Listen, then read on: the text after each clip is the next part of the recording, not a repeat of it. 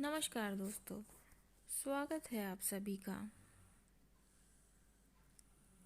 बहुत होने के बाद भी इंसान बहुत कुछ पाना चाहता है। ज़्यादा पाने की चाह इंसान को हमेशा कुछ न कुछ ऐसा करने पर मजबूर करती रहती है जिससे वो शांत और खुश नहीं रह पाता। इंसान ज़रूरत से ज़्यादा इसलिए कमाना चाहता है ताकि बुरे वक्त में उसके पास अपनी ज़रूरतों के मुताबिक हर चीज़ हो। लेकिन अपनी ज़रूरतों के चक्कर में वो ये सोचना भी बंद कर देता है कि जिस बुरे वक्त के लिए मैं सब कुछ कर रहा हूँ उस सब के लिए मैं अपना आज का कीमती वक्त भी तो गंवा रहा हूँ। हमारे पास अगर सब कुछ है और इतना है कि उससे हमारे जीवन में खुशियाँ आ रही हैं तो हमें बेवजह ज़्यादा के चक्कर में नहीं भागना चाहिए। आपने ये बात सुनी ही होगी कि अति का अंत ही होता है। इसलिए हर चीज़ पाने की चाह को कम करना बहुत ज़रूरी है।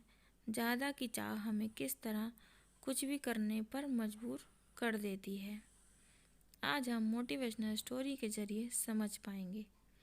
ये कहानी हमें ये ज्ञान देगी कि क्यों हमें अति नहीं करनी चाहिए। ज़रूरत से ज़्यादा पाने की चाह। बहुत समय पहले की बात है। एक बहुत ही ज्ञानी महात्मा थे।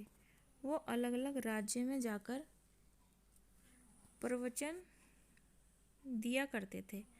एक बार वो महात्मा एक राज्य से प्रवचन देकर दूसरे राज्य की तरफ जा रहे थे तो उन्हें रास्ते में सोने के सिक्कों से भरी एक थैली मिली। महात्मा तो बैरागी थे। उनके मन में मोह माया और धन की लालसा नहीं थी। उन्होंने उस सोने के सिक्कों से भरी थैली को उठाया और अपने पास रख ली और सोचा कि धन का मेरे जीवन में कोई खास मूल्य नहीं है। हाँ, अगर मुझे कोई दरिद्र व्यक्ति मिल जाएगा तो मैं ये उसे दे दूँगा ताकि उसकी दरिद्रता दूर हो सके। बहुत दिनों तक तलाशने के बाद भी उन महात्मा को कोई ऐसा दरिद्र व्यक्ति नहीं मिला जो उन सोने के सिक्कों के लायक हो। वो महात्मा सोचने लगे कि भगवान ने हर किसी को इतना तो दिया ही है कि वो अपना गुजारा कर सके और मेहनत से कमा कर खा सके। इसलिए उन्होंने निर्णय लिया कि वो उस सोने के सिक्कों से भरी थैली को एक नदी में फेंक देंगे। ऐसा सोचकर वो नदी की तरफ चले गए। वो जैसे ही नदी के किनारे पहुँचे तो उन्होंने देखा कि एक राजा अपनी बड़ी सी सेना के साथ नदी की तरफ ही आ रहा है। वो वहीं रुके और उस राजा के निकलने का इंतज़ार करने लगे। राजा ने उन महात्मा को देखा तो अपनी सेना को रुकने का आदेश दिया और उनसे बोला कि गुरुजी, मैं अपनी सेना लेकर दूसरे राज्य में आक्रमण करने जा रहा हूँ।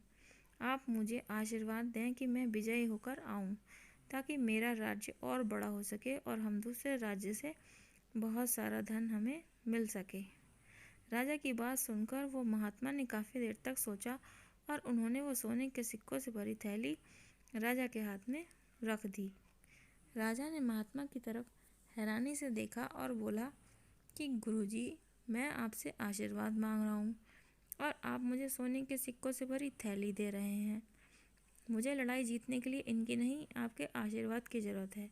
ये सोने के सिक्के देने का क्या कारण है?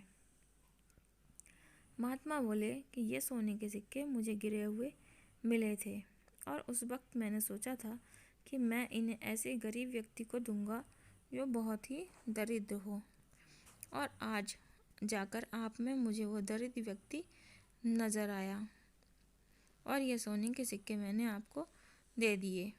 इस राज्य में आपके जैसा दरिद्र तो कोई है ही नहीं जो सब कुछ होने के बाद भी किसी दूसरे राज्य में आक्रमण करके वहाँ की धन संपत्ति को लूटना चाहता है। यही एक कारण है कि मैंने आपको ये सोने के सिक्कों से भरी थैली दे दी। राजा को उनकी बात समझ गया और उसे अपनी गलती का एहसास हुआ। उसने महात्मा से माफ़ी मांगी और अपने सेना को वापस लौटने का आदेश दे दिया। ये कहानी हमें सिखाती है कि हमारे पास अपनी ज़रूरत लायक जितना भी है हमें उसमें खुश रहना चाहिए। ज़्यादा चीज़ें पाने के चक्कर में या फिर दूसरों से ज़्यादा कमाने के चक्कर में हम बेवजह की टेंशन से खुद को घेर लेते हैं। हम खुद से एक बार भी यह नहीं पूछते कि क्या सच में मेरे जितना है वह मेरे लिए काफ़ी नहीं है। हम जितना कमा रहे हैं, अगर उससे हमारी ज़िंदगी अच्छी और खुशियों भरी चल रही है तो हमें बेवजह ज़्यादा के लालच में नहीं पड़ना चाहिए।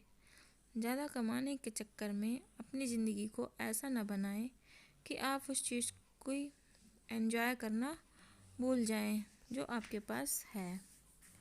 बेशक ज़िंदगी में कमाना बहुत ज़रूरी है और ज़्यादा चीज़ों का होना भी ज़रूरी है, लेकिन अगर आप उन चीज़ों को कमाने में ही रह जाएंगे तो उन्हें एंजॉय करने की उम्र खो देंगे।